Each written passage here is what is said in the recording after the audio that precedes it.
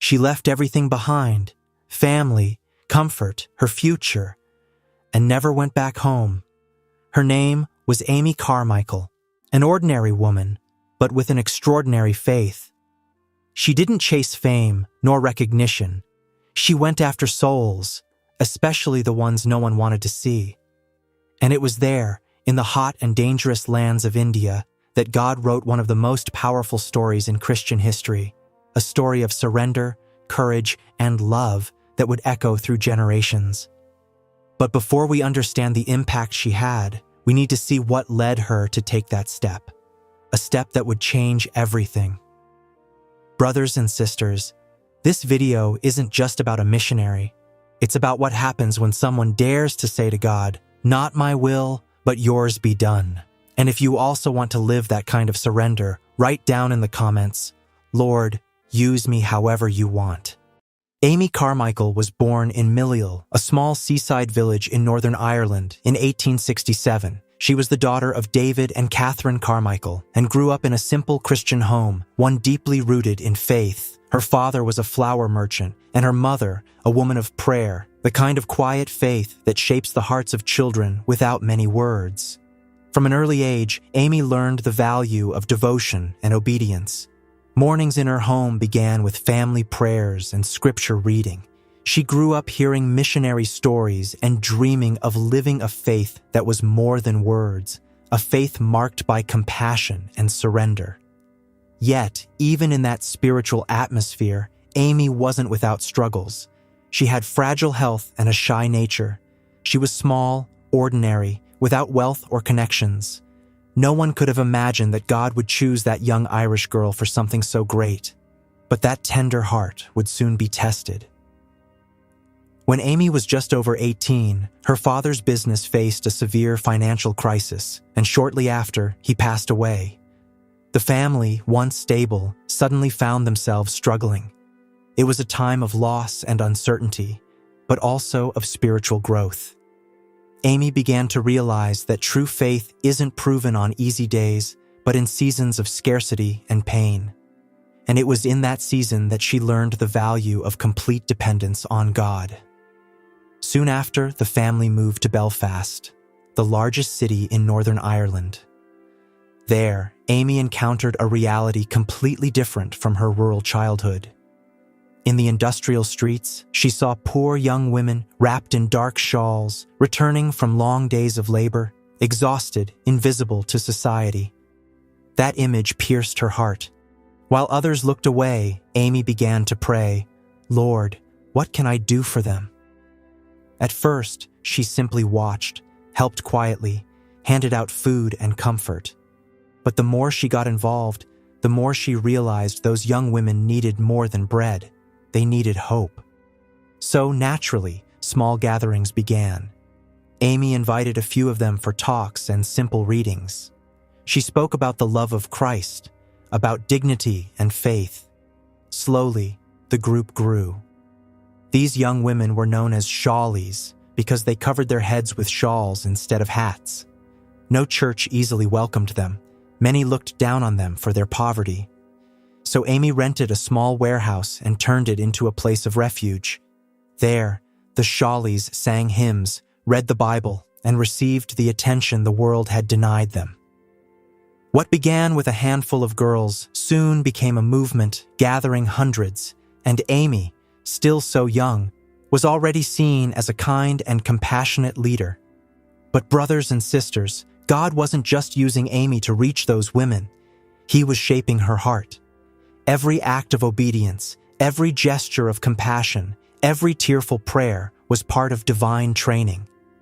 The same love that moved her to care for Belfast's poor women would one day drive her across oceans to rescue forgotten children.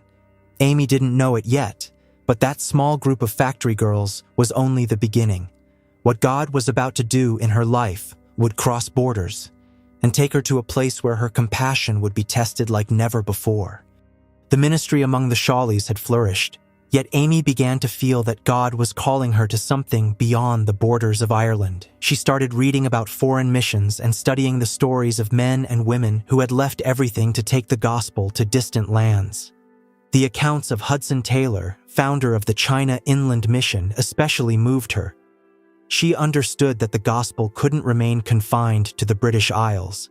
There were millions who had never heard the name of Jesus. Determined to obey, Amy applied to serve as a missionary with the China Inland Mission, but she was rejected because of her fragile health. The dream seemed to end there. Even so, she didn't grow bitter. She simply prayed, "Lord, if you will, send me. And if not, give me peace to serve you here." Sometime later, a new opportunity arose. Japan.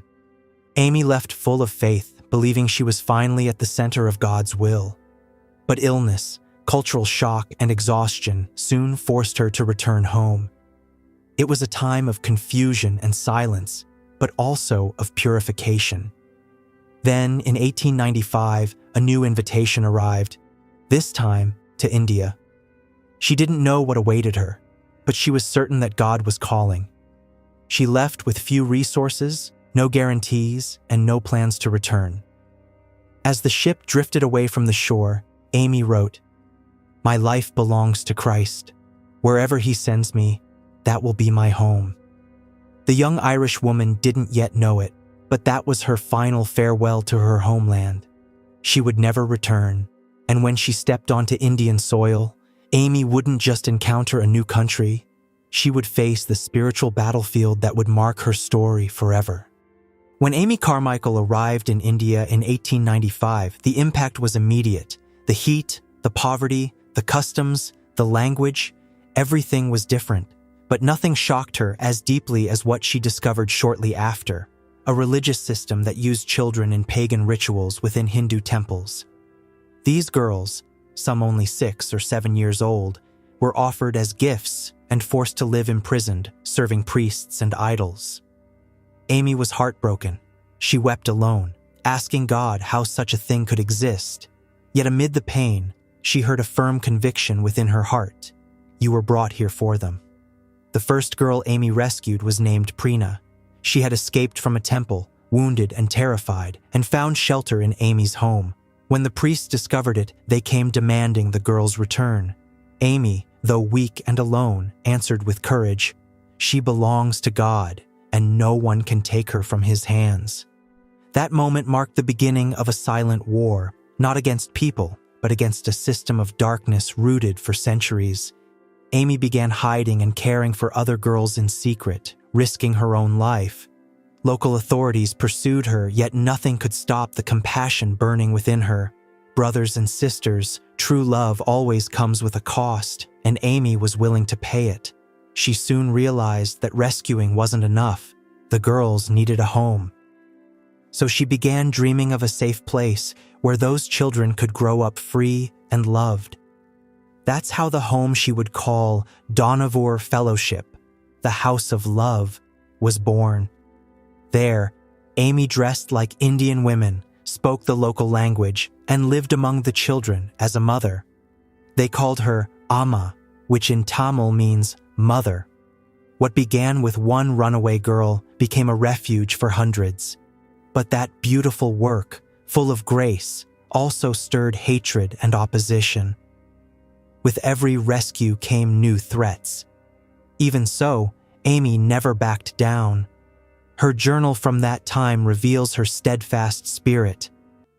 "I am not afraid of the dark, for I know who walks with me." The House of Love began small, with just a simple clay house.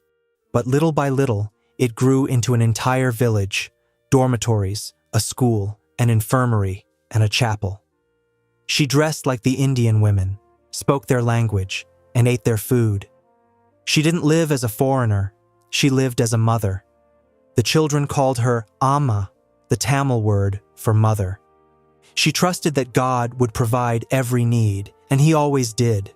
Over the years, more than 1,000 children passed through her hands, receiving care, education, and, above all, the love of Christ. Once, someone asked her why she had given up everything for them. She replied, "Because the love of Christ leaves me no choice." But even amid so many victories, a new trial was drawing near. The years in Dohnavur took a heavy toll on Amy Carmichael. The long walks under the tropical sun, the sleepless nights, and the constant tension of persecution slowly weakened her body. But it was one seemingly simple accident that changed everything. She fell into an unfinished construction site and suffered severe spinal injuries that left her in constant pain for the rest of her life. From that day on, she could hardly ever walk again. To many, that would have seemed like the end. But Amy saw it differently. Even immobilized, she continued leading the ministry from her bed, receiving visitors, writing letters, and offering spiritual guidance to the hundreds of sons and daughters who called Dohnavur home. She often said, "Illness is not the end of service. It's just another room in the Lord's house." For nearly 2 decades, Amy lived almost entirely confined to her room, turning that space into an altar. She wrote more than 30 books, along with countless poems and letters that would go on to inspire Christians around the world.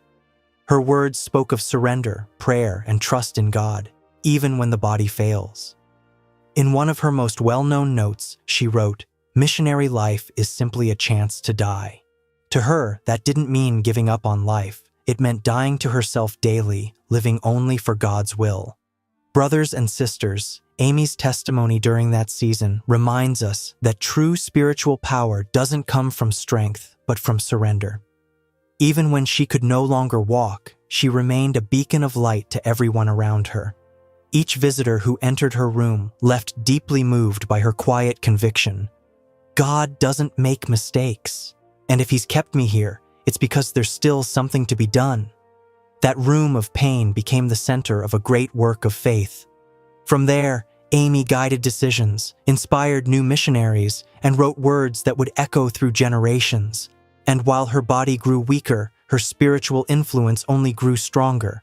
But the end of her earthly journey was drawing near, and with it, the beginning of a legacy that would continue to resound long after her voice was silent. Amy Carmichael never returned home. She lived, served, and died in India, in the very place where she had poured out her life for the love of children. In 1951, at the age of 83, the Lord called her to eternal rest. Before she passed, she asked for no tributes, no monuments. On her simple grave, they placed only one stone with a single word engraved on it: Amma, Mother. Today, more than a century later, the work Amy began still continues. The Dohnavur Fellowship remains, still sheltering and teaching children in the faith.